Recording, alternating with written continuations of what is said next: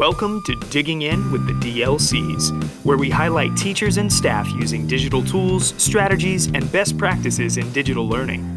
In this episode, we'll hear from 3 Independence High School math teachers using Genially, a media creation platform that's changing the face of virtual learning.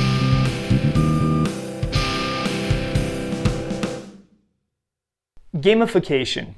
It's a big word making a big impact on the field of education, especially with all the virtual learning going on at the moment. Teachers are constantly looking for ways to engage students, and with gamification, they take advantage of the natural human motivation to play and compete and harness that power to create authentic learning. Transforming lessons into digital games might seem daunting, but this episode features 3 teachers who have done just that, using a powerful free tool. A major challenge for teachers in the 2020-2021 school year is how to transform successful face-to-face activities from past years into successful digital equivalents this year. Teachers like Michael Garcia, Danny Chantry, and Brittany Hendry have discovered a solution with Genially, a content creation tool featuring professional-looking animations, a library of templates, and a seemingly endless number of possible uses. With everything we're doing this year with really the face-to-face classes, really kind of accommodating, it was actually Danny and I were talking, it's like, okay, we have this great breakout activity with a logbox, but we wanted to make it virtual because we can't really, just COVID rules doesn't allow us to do that. So we're kind of wondering, how is that possible? I was trying to look for something that would incorporate a breakout room different than just the Google type breakout rooms that you usually see.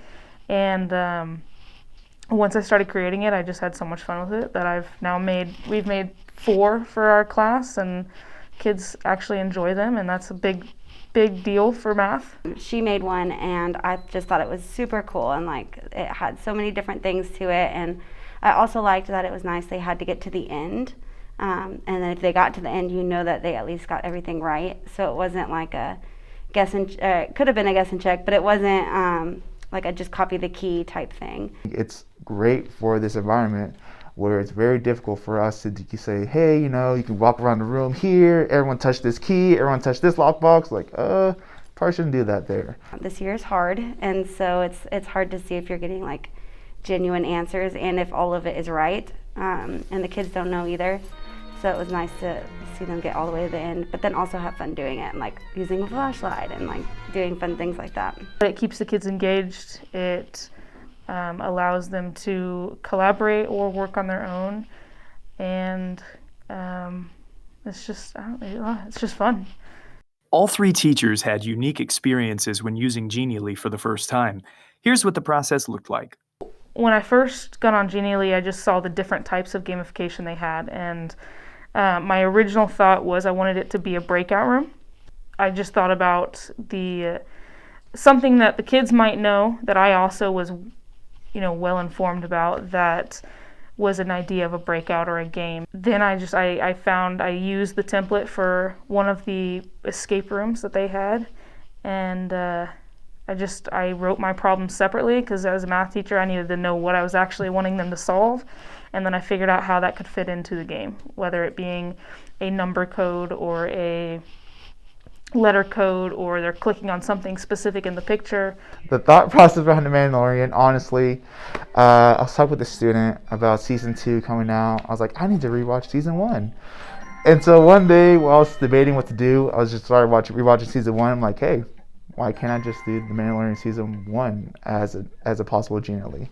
So we had a worksheet, it was like a station worksheet that we were going to do, and so I had questions, and then I was like, well, I just kind of want to turn it into something different, and then I liked this one a lot because it had like the ball throwing, and you got to actually like see the ball, and it had like really good sound effects, and then it also had the flashlight, which I thought was like the coolest thing. It tells you where to put the correct answer and where to put the wrong answers, and then you can add more wrong answers if you don't just want 3 or 2 options. And so I just put my questions in and put my answers in, and then I rearranged some I added more answer choices. And then it's super easy to share. Once you share it, it's already ready to go. They don't have to like open a copy or do anything like that. So they just start it, and then we had them screenshot the end screen, the congratulations, where it has all 5 prizes.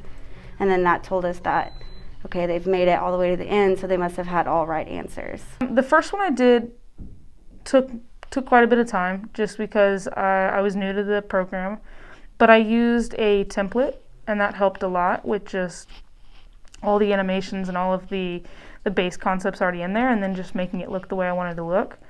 The second time I did it, it wasn't that bad. I kind of knew how I wanted it to look, and I kind of already knew how to do that. And then this last one I made it from scratch. I didn't even use a template, and so there was a little more work on my end, but knowing the tools, it wasn't terrible, and the payout's definitely worth it. At first, though, there is, I'll say, a little bit of learning curve. I'll let you know the second one went by a lot quicker than the first one. First one took a little bit. Even then, I realized I made some mistakes, so I was able to make those changes on the fly. So there is a little bit of a learning curve. Despite the initial time commitment, the teachers were in agreement that their students' responses made it all worth it. Like, I've had students who struggle to pay attention in class. And we did one Genially where, like, Mr. Garcia, this is actually really cool. And he just started working. I'm like, oh, that's a big surprise to me. I've had kids like tell me that was so cool, or like, thank you for doing that, and like, that was really fun. I think at the beginning I had a lot of kids that actually like commented on how cool it was. You know, you're always going to get kids that are too cool for it, and so they just get through it, or they don't try very hard. But as a coach as well, I had soccer girls who aren't in my class, they're in the other geometry classes, and they came up to me and they're like, hey, we heard you made that, it was actually kind of fun. And so that's big for me. That one student who typically has struggled to cooperate or pay attention in class is a little more engaged to work in the first place, because he says, hey, this is cool, this is different, this is engaging in of itself. I mean, that just makes me feel good. That makes me want to keep making them, because knowing they're learning and knowing they're enjoying their learning, that's a big deal for me. It's just something different. I feel like every day is the same thing, and it's not a Canvas that they have to write on, and it's not like a quizzes that they have to take. It's something completely different, and like has its own little challenges. And like, we did lock boxes, and this is kind of like a lock box, but digitally. I just had a student do it at home the day before class, because she was like, I just saw manual learning, and I love manual learning a lot, so it forced me to do geometry at home, and I loved it. I'm like, oh, awesome, sweet, I guess. The teachers shared some advice for those just starting out with Genially. Take some time. Make sure you're not trying to plan it out the day before, because it will be a lot on your plate if you did the day before. So really take some time. Ask questions. Like, ask questions to maybe your DLC, to those around you who have used Genially before. Ask questions to your PLC. Hey, what are we trying to cover with this Genially? What are we trying to hit with this? If so, okay, we're on the same page. Here's how I think we can do it. Like, start easy. Like, just do one with the template and just kind of mess around with it, and then maybe your next one, start clicking on things and seeing like, okay, this is taking me here, and starting like understanding the process a little bit better. Because then, like I said, you can add answer choices, and you can make it actually go to different pages. And so I think like starting easy, because it's already pretty much done for you, and then starting to add like your little things to it after that. I'd say definitely start with the easier templates, or something that just looks interesting that you don't have to change as much.